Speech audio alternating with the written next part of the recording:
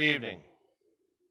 It is my distinct pleasure to announce the winner of the John Newton Russell Award winner. The John Newton Russell Memorial Award is the highest honor that can be bestowed upon an individual in the life insurance and financial services industry. The award recognizes a lifetime of professional excellence, service to the industry, and a commitment to ethical conduct. And this year is no exception. This year's recipient of the John Newton Russell Memorial Award is a true trailblazer in the insurance and financial services industry. She has been an inspiration to many women and men in our business. She was a founding member of the Women's Life Underwriting Conference and charter chair of the first National Women's Study Group for Insurance Professionals, a program which continues to this day. She is a past president of Women in Insurance and Financial Services.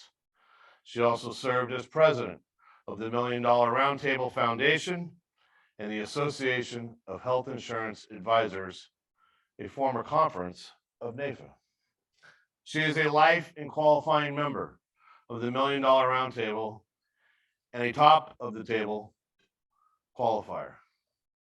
It is my distinct pleasure to introduce the 2021 John Newton Russell Memorial Award recipient, Robelynn Abadie of Louisiana.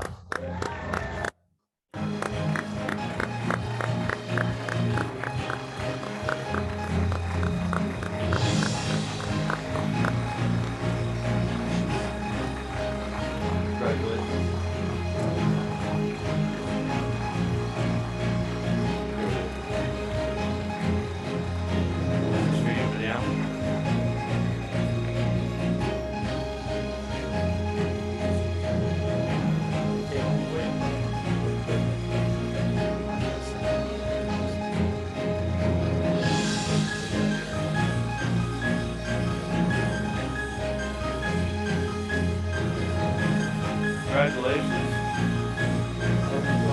Podium is yours.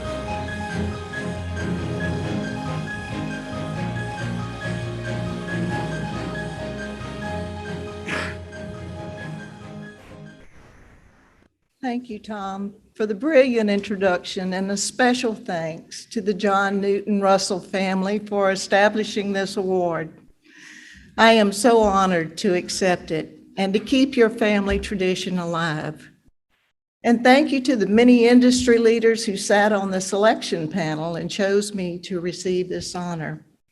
It is certainly the most meaningful in my career. Just like you, I sat in the audience for at least 25 years, watching the JNR recipients accept this honor and listened intently to their stories. Early legends like Tom Wolfe, Ben Feldman, and Norman Levine. The event always filled the room with excitement, and everyone dressed formally for the affair. It was a highlight for me to attend and sit amongst the giants in our profession. And for me to now be a part of this list of legends is extraordinary. I'm as bad as Tom.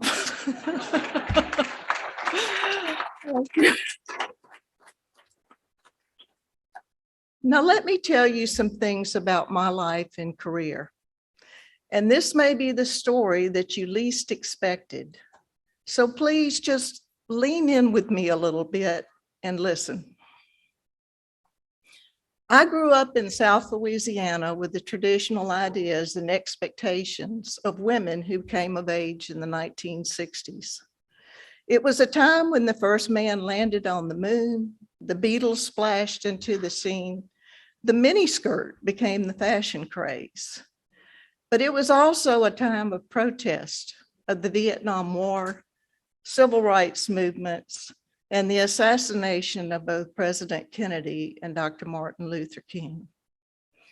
It all escalated in 1969 at Woodstock, where the hippie generation showed up in numbers never to be expected, an outcry for peace and love and putting an end to conflicts. I married my high school sweetheart. A couple of years later, I had a baby girl, Melissa, and 17 months later, a son, Jason. I look forward to the promise of a happy marriage and a healthy family. But what I did not expect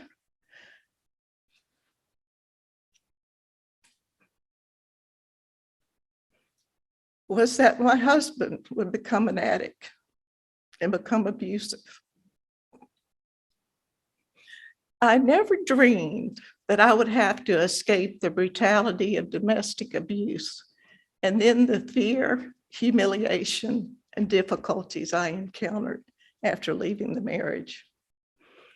Believe me, it is never okay to tear down the dignity of another. It was hard for me to make the choice of leaving when I didn't have anything, not a home, a car, money, or a job. I mean, my life was a train wreck. I did not have a college degree. My education had centered on a conservatory where I studied to become a concert pianist.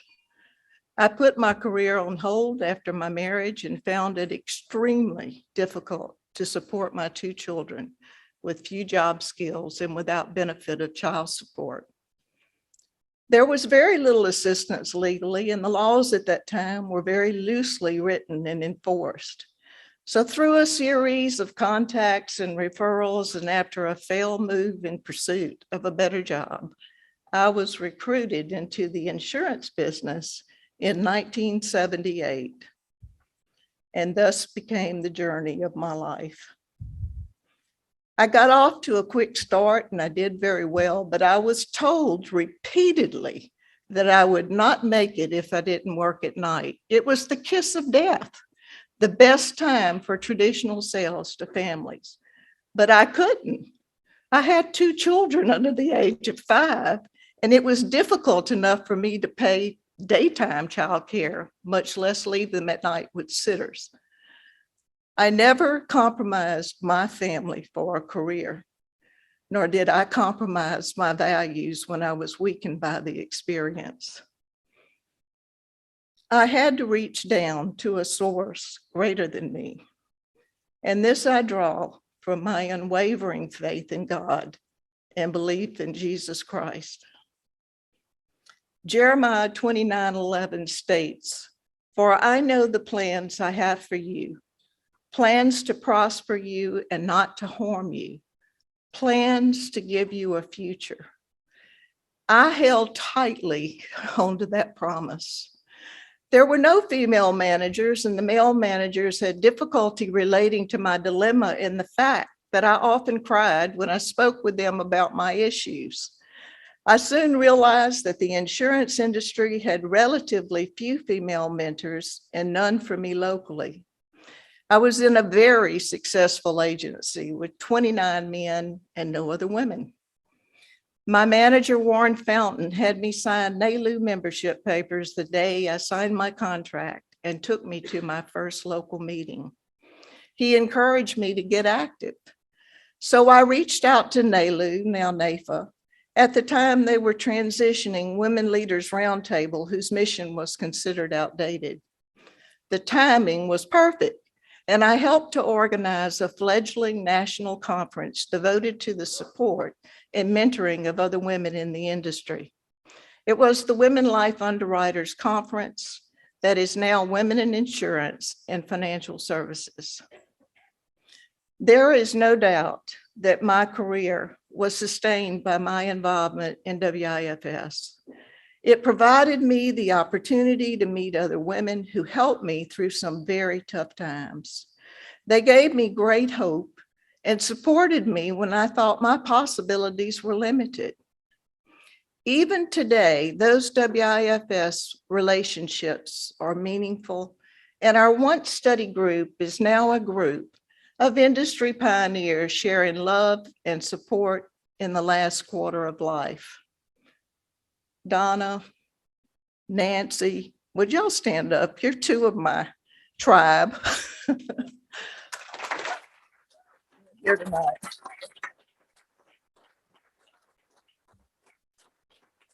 Donna, Noni, Nancy, Tony, Jenny, Annie, and Sherry, you hold a very special place in my heart always. I remained a single mom for the first 15 years of my career, and then I married again. And my family then grew to 5 children, a husband, and later 6 grandchildren. You know, it's not always easy blending families we had our share of challenges throughout the years. Wayne has always been a tremendous support to me in my business and encouraged me to be a leader in my profession and community. He was always by my side, rooting for me when I ventured into volunteer leadership roles. He reminds me that he had hair when he first married me. And that I moved his cheese more than imaginable. So Wayne, would you stand up and be recognized? And also my children, Jason and Melissa.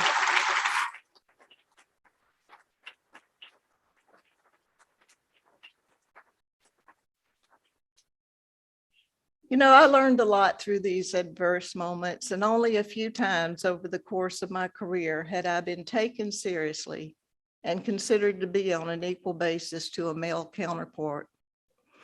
The choices that I made later to become independent had some wonderful benefits.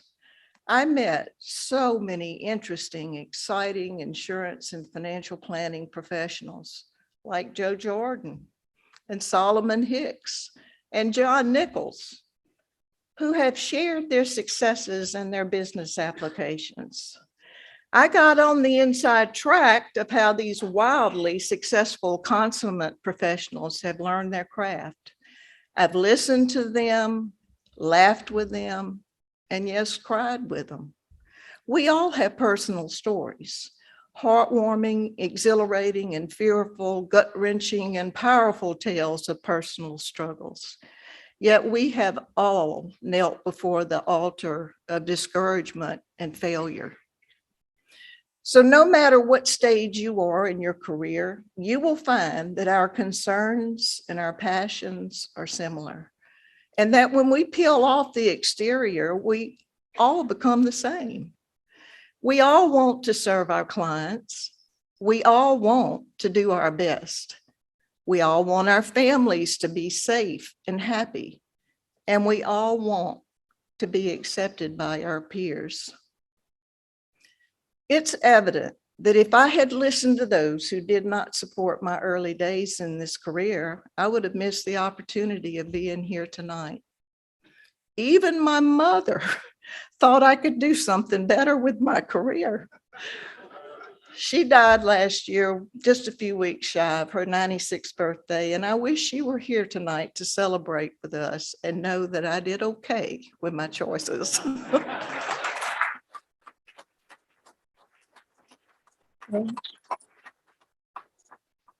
From these lessons and hardships, I have grown extraordinary faith and principles.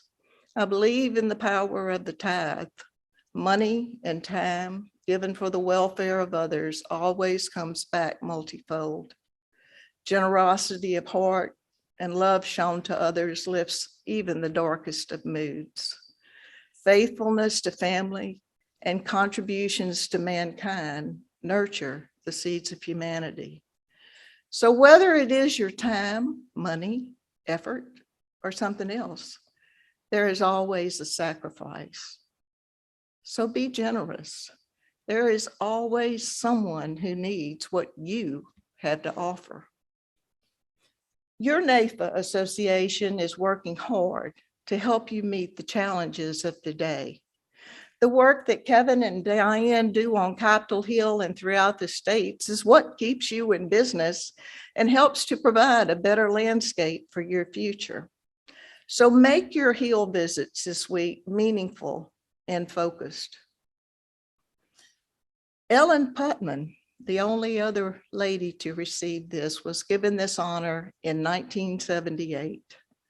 That's the same year I began my career.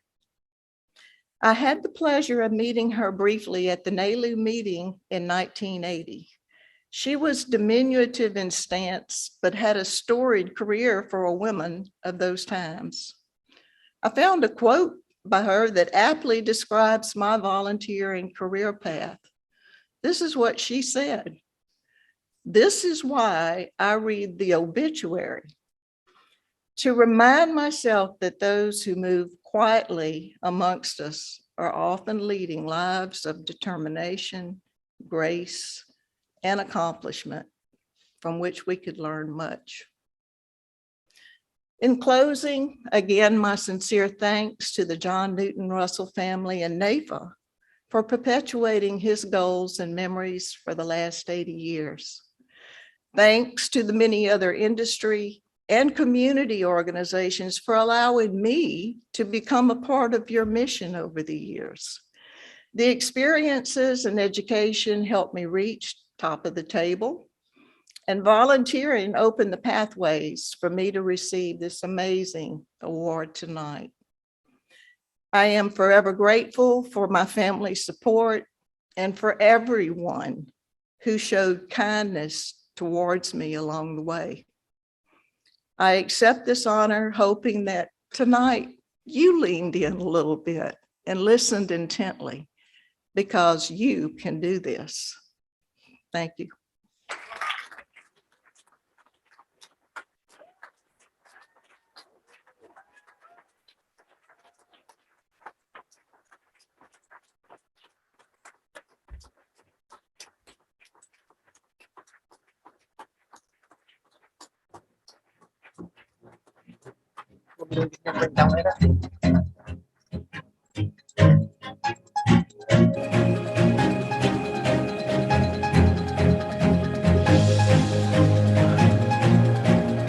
Robelynn, congratulations. Congratulations to your family. Thank you for joining us tonight.